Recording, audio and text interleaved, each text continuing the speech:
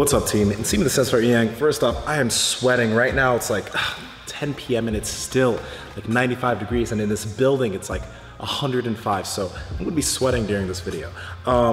Team of the Sensor Yang here with the video, a very, very important video. Now, the warm-ups and I'm going to be showing you and talking to you about in this video are two warm-ups that I absolutely need you to add to your repertoire of pre-workout warm-ups, because they will help you out so much, and they're just so easy to set up and do, but in the long run, they'll help you out immensely.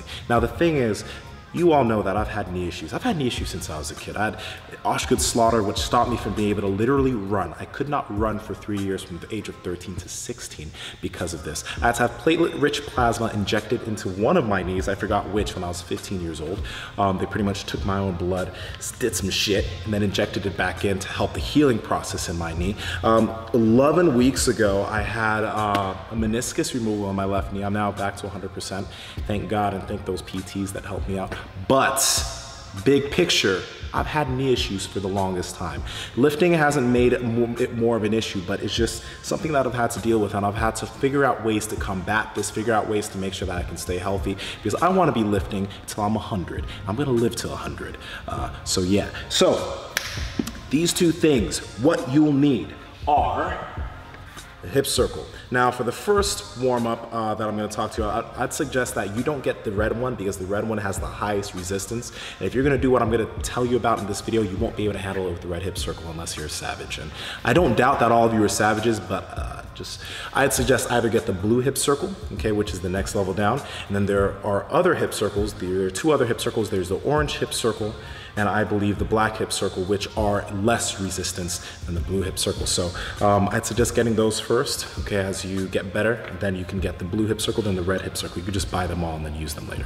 But you'll grab that, and then for the next one, which is going to be banded terminal knee extension with a twist, you're gonna use a band like this. It's not super heavy in terms of resistance. If you can handle it, you'll get a thicker black band. Is it just weird that the black band is thicker? I'm fucking around. But you could use a slightly thicker band if you can handle it.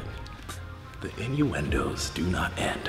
All right, so let's just first start off with this, okay? The one that you're gonna be using, the warm-up you're gonna be using the hip circle with.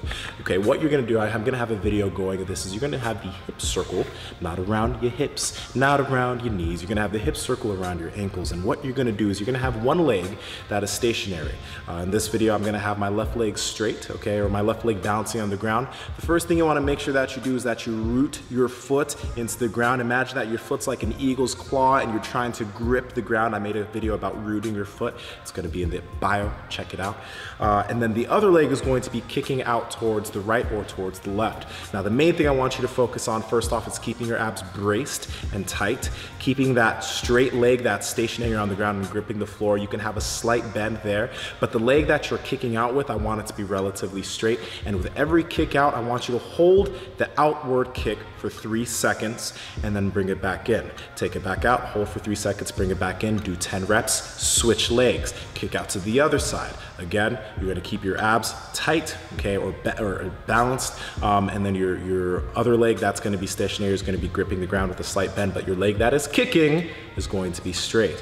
You're then gonna again do these things, kicking forward, 3 seconds, and then you're also going to kick backward for 3 seconds. I want you to make sure that as you're kicking forward and as you're kicking backward, don't let your torso sway too much forward or backward. I want you to keep your torso relatively upright, because that's gonna give you a little bit more glute and quad activation, okay? Now, what I've noticed when I started doing this is that there wasn't a super immediate benefit. I did notice that it did help warm up my hips and things before, but the big thing here is that it warms up all those small stabilizer muscles around your knees. And what that'll do is that'll help you obviously maybe when you're going down into a squat to have a little bit more stability as you're heading down. When you're doing a sumo deadlift or when you're doing a conventional deadlift, there's still knee extension involved in these movements, and it'll bring more stability there. It also has the benefit, for most people, it's gonna be the big benefit of warming up the hips, warming up the glutes, warming up the quads prior to doing any of these very leg dominant movements. But for me, okay, this has helped me on my mat. When I'm doing jujitsu on the mats, it's helped me to be able to keep balance much better. I've noticed that it's very hard. It's much harder for people to make me fall. I have much better balance. And something I like to add into this, and I actually learned this from Jacob W. Ross. He's someone who works with professional athletes like Luol Deng and some other guys on the Lakers, is you might want to, after you get really good at this, start doing it with your eyes closed. It increases your proprioception or your spatial awareness, makes it that much harder to balance. But when you start getting the hang of the balance, it'll help you that much more, and you'll be that much more in control of your body. Okay, so add this in literally immediately. I'd say that you should do 2 sets of 10, going to the left, the right, the front, the back. It's gonna help you out immensely in the long run. And then if you could work up to the Big Daddy Red, then, well, you're on my level. Not many people are on my level that way. Anyway, the next thing, TKE, you're gonna get yourself a band. So this is super, super simple. A lot of you have probably heard of TKE or terminal knee extension. But like I said, we're going to add a twist. Okay, so what you're gonna do is you're gonna put it around a pole or whatever you're using in your gym, a squat rack or whatever. You're gonna put it around, okay? Then what you're gonna do is you're also gonna put it around your knee. Okay, you're going to relax a little bit. You're gonna push your knee back with the quad activation. Okay, so you're gonna go into full knee extension. You're gonna feel your quad firing. And then the twist is you're gonna add a little bit of dorsiflexion, which is just a fancy way of saying you're gonna bring your toes off the ground, okay? And your heel's gonna stay on the ground. You're gonna add a little bit of dorsiflexion to that. Hold for maybe 3 to 5 seconds. Make sure your quad is firing as much as possible. Bring your foot down, then relax your knee and take the tension out of your quad. You're gonna do this for maybe 10, 15 reps. 2 sets on each leg. Bam, chicka, bam, bam. You are warm, and after you start doing this consistently, I'm telling you, you will feel such a big difference in your athletic performance. I feel more so for all my athletes, or for all my basketball players, soccer players, football players, jiu-jitsu athletes, martial artists. You guys are gonna feel this even more than my lifters, but the lifters on the team, you guys are gonna feel this a lot too, because it's made such a big difference for me. I'm telling you, also the controlled eccentric squats have helped my squat, but I believe that these have helped me just with my balance and be able to go into the hole and controlling the load. I feel that it's helped me just with a lot of control aspects in the way that I lift, and you all know that I love to be in control. Okay, I don't like any of this fucking wild shit. I love to be in control. So add this in now, okay? And reap the benefits later. You know how I roll.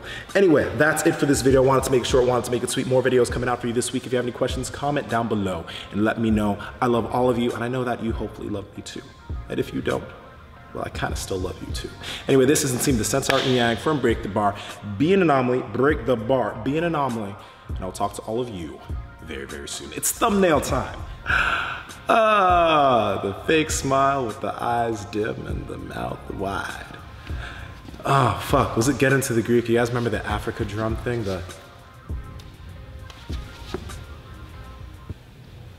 Okay, if you don't remember that was just probably just really weird and you don't know what the fuck I was doing, but type in Africa face on YouTube, it should come up. Or African smile. It's big, teethy, whitey, you know. Ha, ha, ha, ha. Ooh, it is hot, jeez. Ooh, Lord, Jesus, take the wheel. Now we put the sexy face on. Fuck. I really hope I do not put this in the video. Bad decisions. But then there's no bicep and I look weird like an Asian. Yeah. Oh, God, the racism.